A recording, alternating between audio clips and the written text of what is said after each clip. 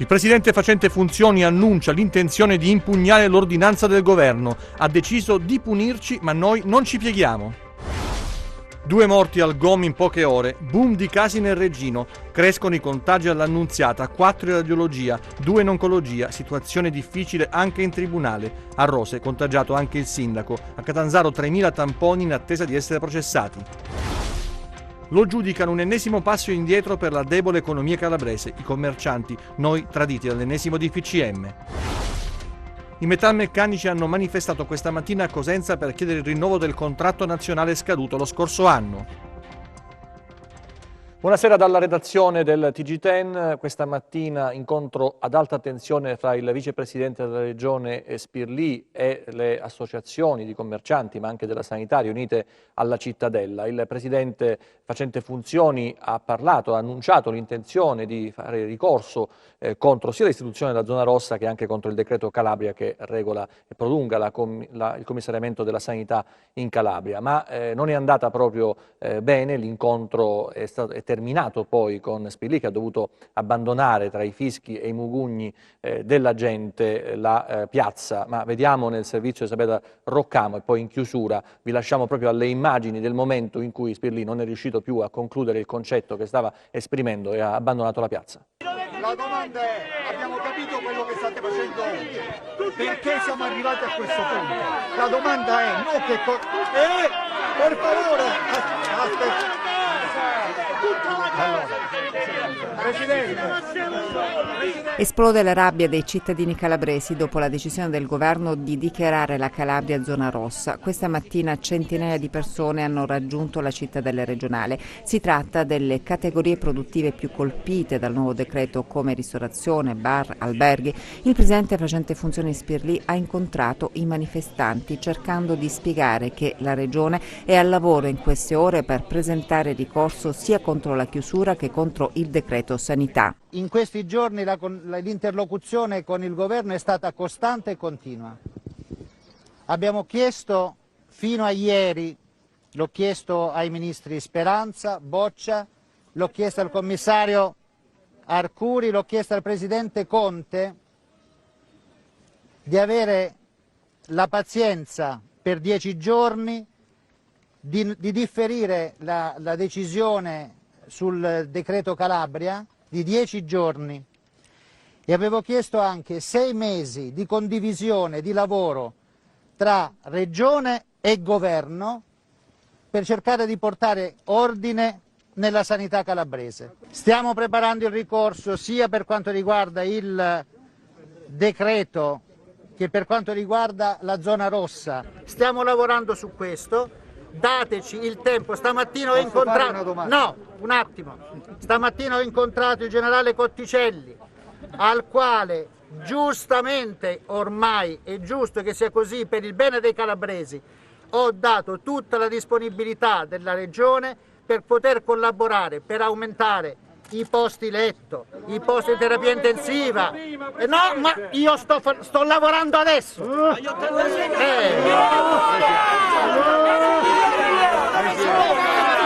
Presidente, mi scusi.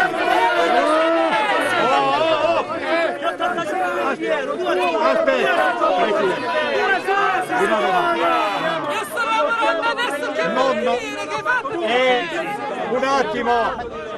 Vogliamo delle risposte, siamo qua per delle risposte, facciamo le domande.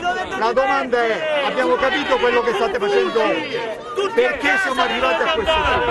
La domanda è, per favore,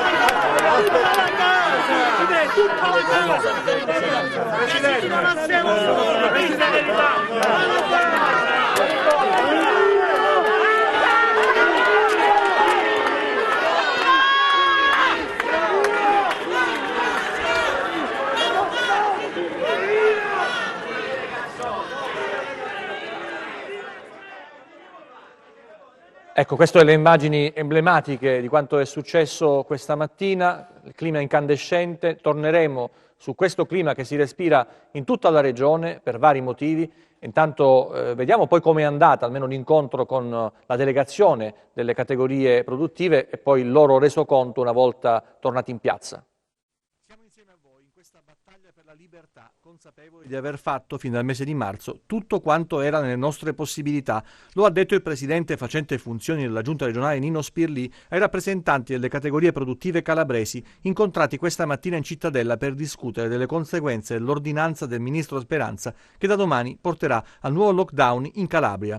Ecco cosa hanno riferito i componenti della delegazione al termine dell'incontro. Abbiamo richiesto degli ulteriori fondi per aiutare le aziende in questo momento, soprattutto in previsione di questo periodo natalizio, quindi ci ha accordato un secondo tavolo immediato da fare con l'associazione di categoria. Il secondo tavolo avverrà a brevissimo, credo già nell'inizio della prossima settimana, con tutte le associazioni di categoria per mettere in campo dei fondi che non erano già stati spesi la volta precedente, quindi speriamo di avere un ristoro immediato almeno per tutti i commercianti. A fronte delle adozioni della zona rossa e delle misure governative che verranno appunto messe in campo e che metteranno nelle condizioni gli esercenti di avere incasso zero, a fronte di questo come contraltare vi sono solo promesse governative di eventuali ristori che finora sono arrivati in maniera centellinata o forse non sono mai arrivati. Se si fossero interessati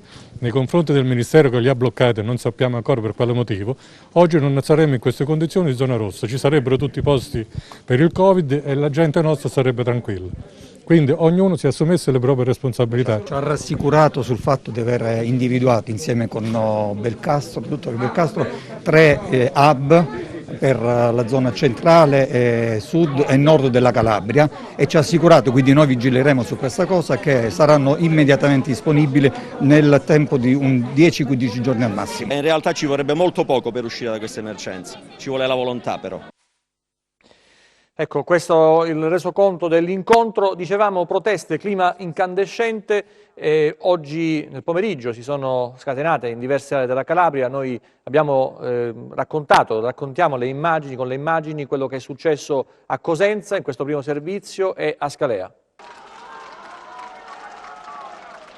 Derubati, commissariati, umiliati, futuro e dignità per la Calabria, gli slogan della manifestazione inscenata a Cosenza per protestare contro il mancato adeguamento della sanità calabrese e del sistema trasporti in vista della seconda ondata da Covid-19. 5 mesi di mobilismo che hanno fatto sì che la regione si facesse trovare impreparata, dando la stura al governo di bollare la Calabria come zona rossa. I manifestanti chiedono al governo di mettere a disposizione le risorse economiche per far fronte alle difficoltà che derivano dalle chiusure per i settori interessati. Proteste anche in altre aree della Calabria contro il DPCM che ha colorato di rosso la regione. Le immagini che vi mostriamo si riferiscono alla manifestazione spontanea inscenata a Scalea. La gente è scesa in strada bloccando la statale 18 nel tratto che attraversa il centro tirrenico. Questo per quanto riguarda Cosenza e Scalea. Torneremo su queste vicende anche nelle prossime edizioni del telegiornale, ma intanto ci colleghiamo con Rossano dove c'è Giuseppe Greco. Giuseppe. Altra situazione incandescente anche lì nel pomeriggio sullo Ionio delle proteste. Dovrebbe esserci Giuseppe Greco già pronto per noi per raccontarci quanto è successo. Buonasera a tutti. In effetti oggi pomeriggio qui intorno alle 18:30 da piazza Bernardino Le Fosse nella città di Corigliano Rossano, più precisamente nell'area urbana di Rossano, attraverso i social è partita una manifestazione e tante persone si sono ritrovate qui in questa piazza. Ho fermato il signor Lucisano che era qui anche insieme a questi manifestanti che potete vedere. Pregherei la regia di mandare le immagini che abbiamo appena inviato di quello che c'era fino a poco tempo fa qui nella piazza. In questo momento c'è poca gente perché è messo anche a piovere, però ho fermato il signor Lucisano. Cosa sta succedendo, signor Lucisano? Sta succedendo che i cittadini sono indignati, che i commercianti sono indignati per quello che ha decretato il governo con questa zona rossa. Da domani mattina molte attività non riapriranno più in maniera definitiva le proprie saracinesche. Riteniamo che è stata lesa la libertà e la dignità dei cittadini della Calabria e dei commercianti tutti, e quindi siamo scesi in piazza tutti quanti a protestare contro questa vergognosa decisione del governo. Ecco, questo. Anche un parere tecnico, abbiamo il presidente dell'associazione commercianti. Il problema non è se è giusto o no il decreto fatto dal Presidente del Consiglio dei Ministri, il problema è che si chiedono sacrifici alle imprese dal mese di febbraio e poche sono i sussidi che ci stanno dando. Il problema è appunto che se non muoiono le imprese per il coronavirus si rischia di morire proprio per i sacrifici che si chiedono per il coronavirus. Saremo felici di andare con i 210 milioni di euro buttati su monopattini e biciclette anziché dare ristori seri alle imprese che comunque svolgono funzioni sociali all'interno del tessuto produttivo.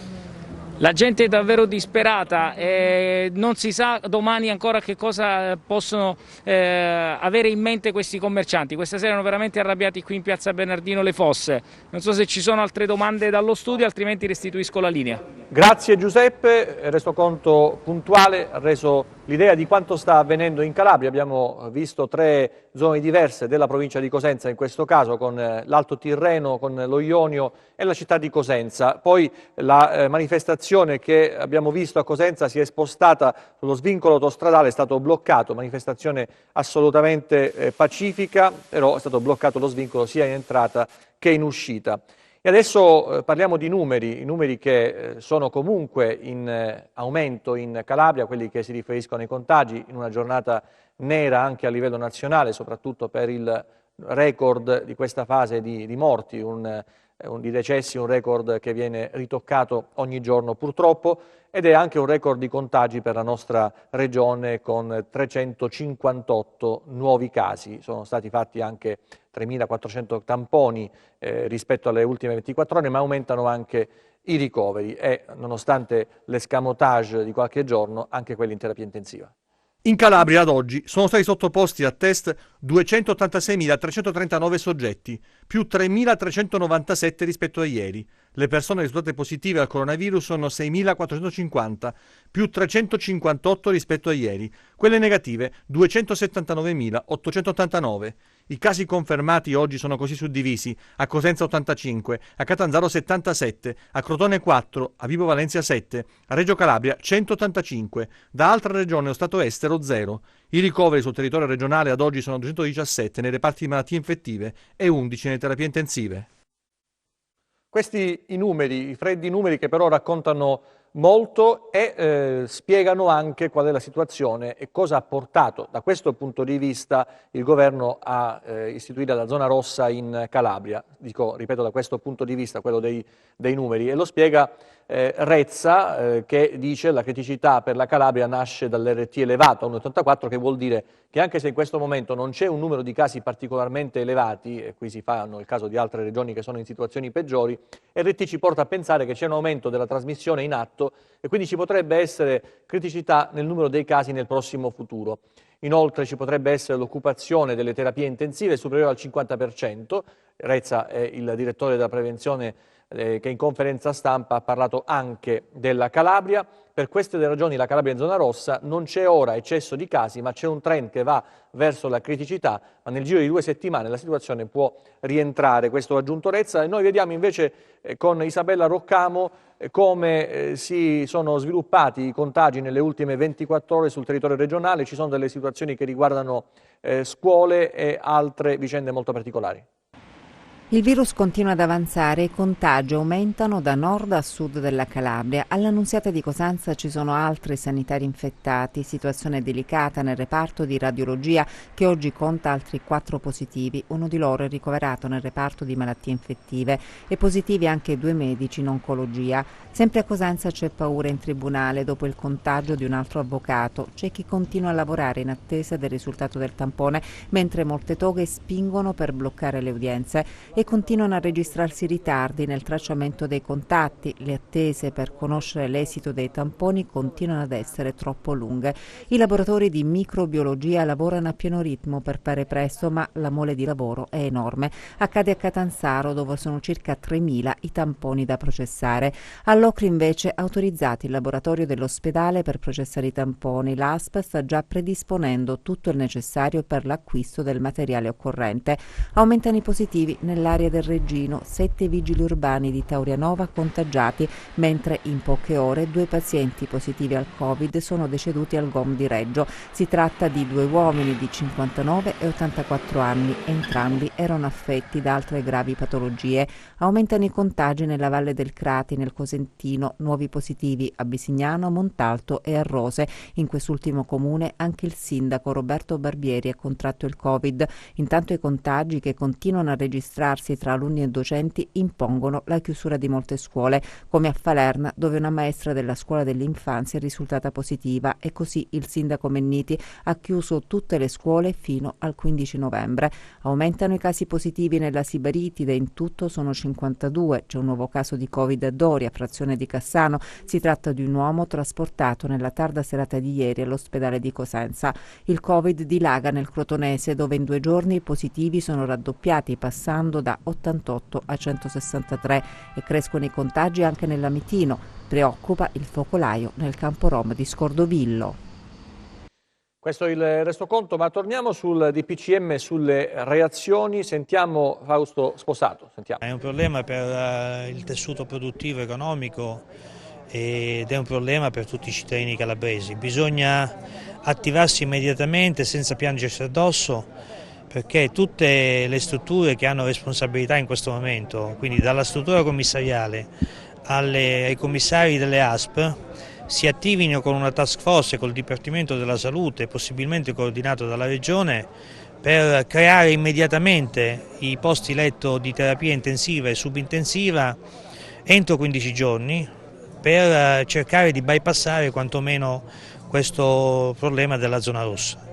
E in più il Governo e la Regione devono attivarsi per dare immediatamente un ristoro alle attività economiche produttive, perché è evidente che una seconda ondata, l'avevamo detto, la Calabria non la regge. C'è stata una responsabilità, l'abbiamo detto, di coloro che in questo momento avevano in capo la responsabilità, la Giunta regionale, la struttura commissariale, ma anche il Dipartimento della Salute. In 6 mesi dovevano fare di più, non dovevano portarci in queste condizioni, perché diciamoci la verità, il problema della zona rossa con questi pochi contagi che abbiamo in Calabria è un problema legato alla negligenza di una politica che in questi mesi non si è adoperata per creare i posti letto di terapia intensiva e subintensiva necessari, non ha speso i soldi Covid, ci si è guardati addosso, ci si è parlati addosso. Ora non siamo qui a individuare responsabilità, perché questo è il momento del lavoro e dell'impegno, però è evidente che ci sono delle responsabilità di cui questa giunta regionale si deve fare carico senza scaricare al governo. Non si può scaricare al governo una situazione che ha determinato la cattiva gestione della sanità in Calabria, della politica e delle strutture commissariali. Questo era naturalmente Angelo Sposato della CGIL. E sentiamo invece la testimonianza del sindaco di Reggio Calabria, Giuseppe Falcomatà. Si stanno pagando anni di inefficienze regionali, anni di commissariamenti nazionali, e questa è la beffa. La regione con meno contagi d'Italia è zona rossa.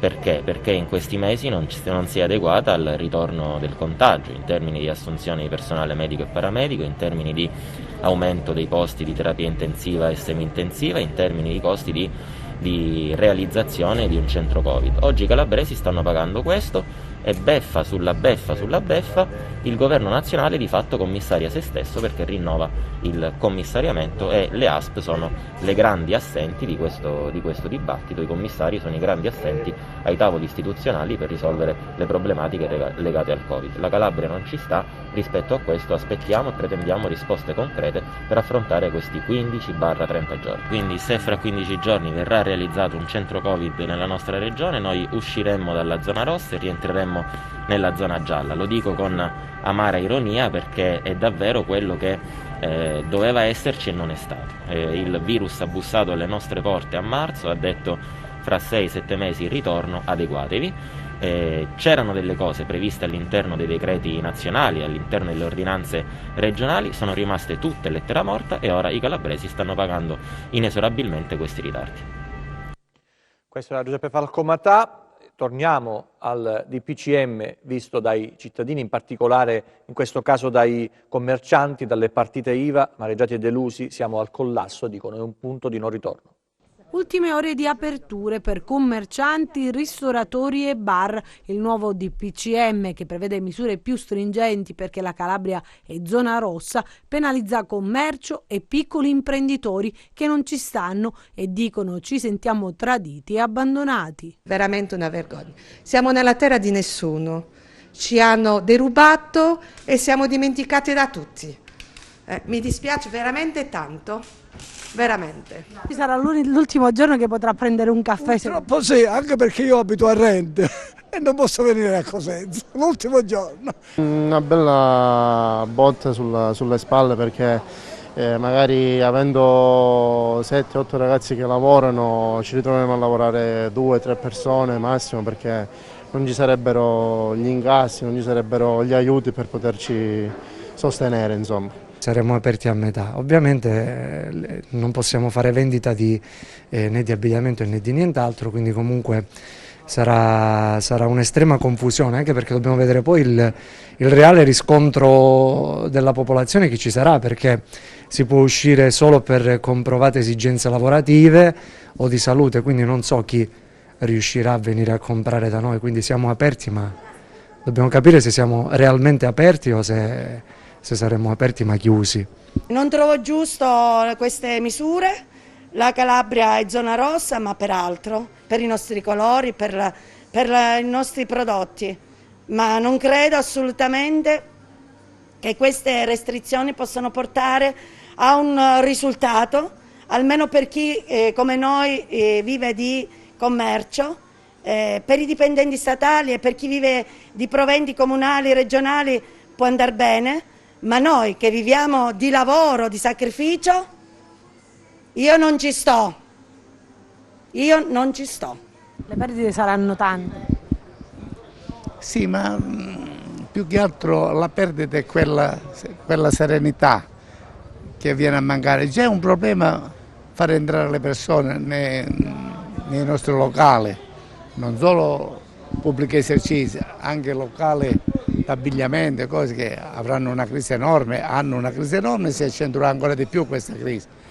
E già quello è un problema, figuriamoci se poi ci vanno a stare 15 giorni chiusi, un mese chiusi, perché bene o male il pubblico esercizio entra qualcuno per un caffè, una cosa, dà un segnale di vita, però ci sono locali che qui vicino che neanche uno entra per dire buongiorno. È logico che un impiegato statale ti dice: io mi sto a casa, il 27 arriva lo stipendio, non c'è problema, 13ª risparmiamo benzina, risparmiamo cibo, perché hanno anche i buoni pasto gli impiegati statali.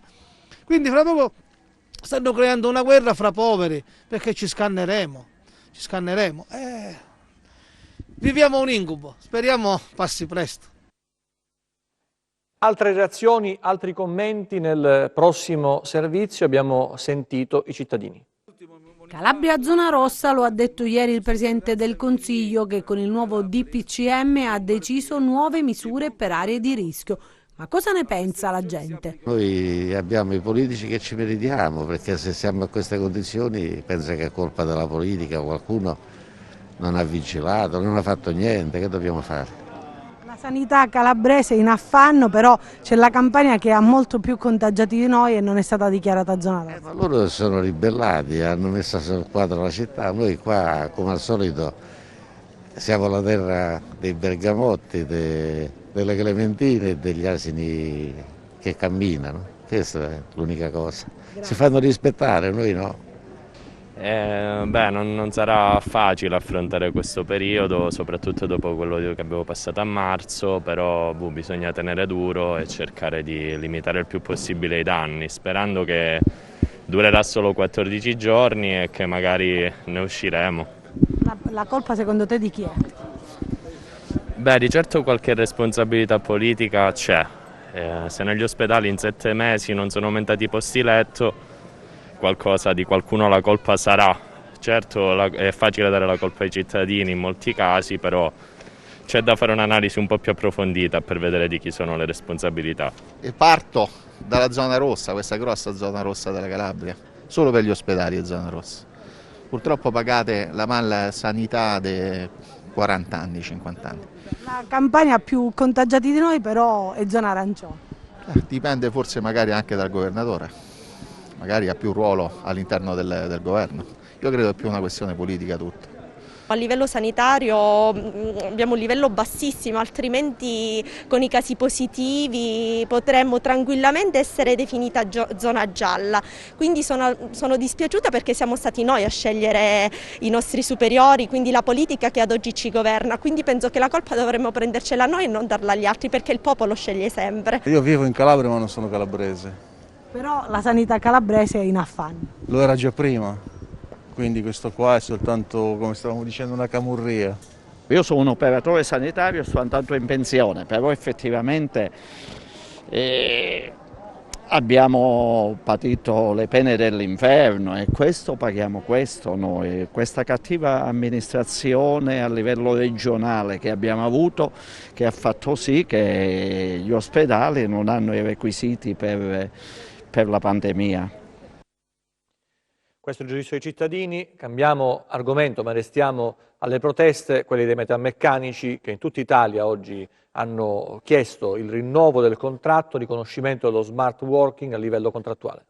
Sit-in di protesta questa mattina anche a Cosenza davanti il palazzo della prefettura proclamato da FIM, FIOM e WILM al fianco dei metalmeccanici. Noi rivendichiamo che questo rinnovo del contratto ci sia un riconoscimento economico adeguato, ci sia un adeguamento alle richieste del welfare, alle richieste delle tutele, alle richieste sulla salute e sicurezza, alle richieste oggi più che mai che ci sia uno smart working che sia regolato da normativa.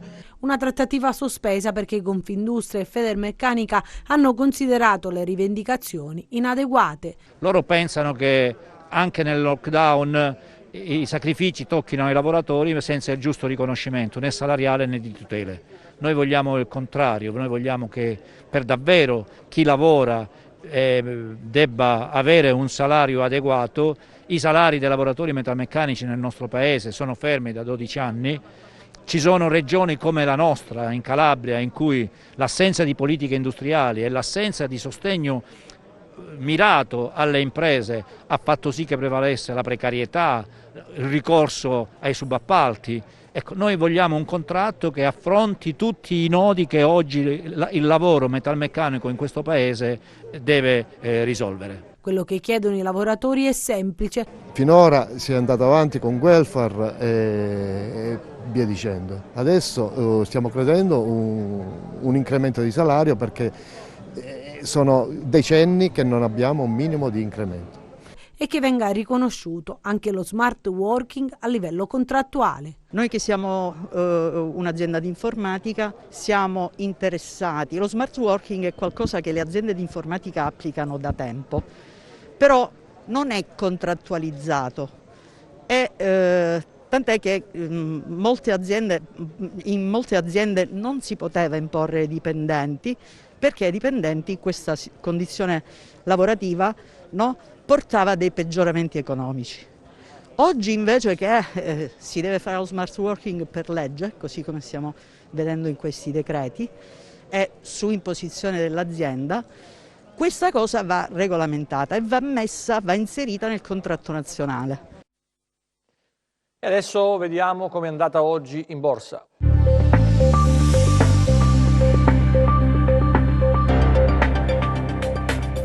Altra seduta positiva per le borse europee, con Wall Street in rialzo in attesa dell'esito delle elezioni. Per sopperire alle divisioni sul pacchetto di stimoli americani, gli investitori si aspettano un intervento deciso da parte della Fed, chiamata a sostenere l'economia minacciata dalla seconda ondata di coronavirus. In giornata si è riunita anche la Bank of England, che ha incrementato il proprio quantitative easing in misura maggiore delle attese per fronteggiare l'accelerazione del Covid-19. Sul fronte macro, le richieste settimanali di sussidi di disoccupazione si sono attestate a 751.000 unità, leggermente superiore al consensus e in linea con la rilevazione precedente. Stamani la Commissione europea ha presentato le proiezioni economiche di autunno, che prevedono per l'Eurozona un PIL in calo del 7,8% nel 2020 e il recupero del 4,2% nel 2021. Per l'Italia viene stimata una contrazione del 9,9% nel 2020 e un rimbalzo del 4,1% nel 2021. Così a Piazza Affari il FTSE MIB riesce a chiudere in progresso dell'1,9%, ben intonato come l'Ibex 35 di Madrid e il DAX di Francoforte a più 2%, il CAC 40 di Parigi a più 1,2% e il FTSE 100 di Londra a più 0,3%. Oltreoceano corrono il Dow Jones a più 2%, l'S&P 500 a più 2,1% e il Nasdaq a più 2,4%, mentre Joe Biden è a pochi passi dalla vittoria.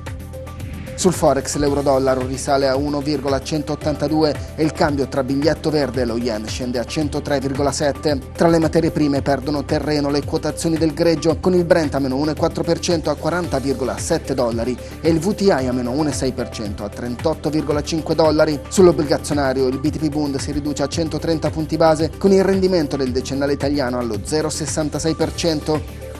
Tornando a Piazza Affari, sul FTSE MIB svetta Tenaris a più 13,7% dopo i conti e l'annuncio sul dividendo. In evidenza anche CNH a più 5% e Moncler a più 4%, mentre Arretra Briper a meno 2,2%. Poco mossa invece Unicredit a più 0,2% nel giorno della trimestrale. Grazie e buon proseguimento di serata da Market Insight.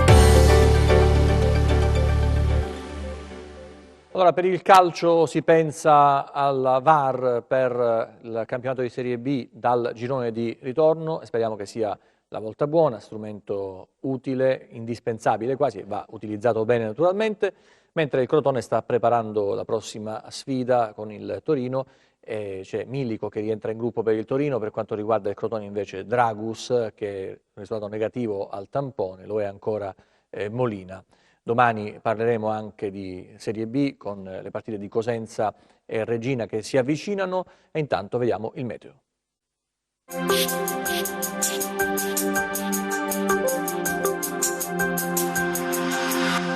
Ben ritrovati da Meteo in Calabria, prosegue una fase di tempo stabile, salvo passaggi nuvolosi ma senza fenomeni associati. Passiamo alle previsioni in dettaglio. Per domani poco parzialmente nuvoloso ma senza fenomeni di rilievo, temperature in lieve diminuzione. Passiamo a mari e venti. Domani calmo al più poco mosso il Tirreno, mosso lo Ionio, venti deboli o localmente moderati dai quadranti settentrionali. Per essere sempre aggiornati sull'evoluzione delle condizioni meteo vi rimando, oltre al nostro sito www.meteoincalabria.com, anche alla nostra pagina Facebook Meteo in Calabria. Per il momento è tutto, l'informazione torna nelle prossime edizioni, grazie per la vostra attenzione, arrivederci ancora, buona serata.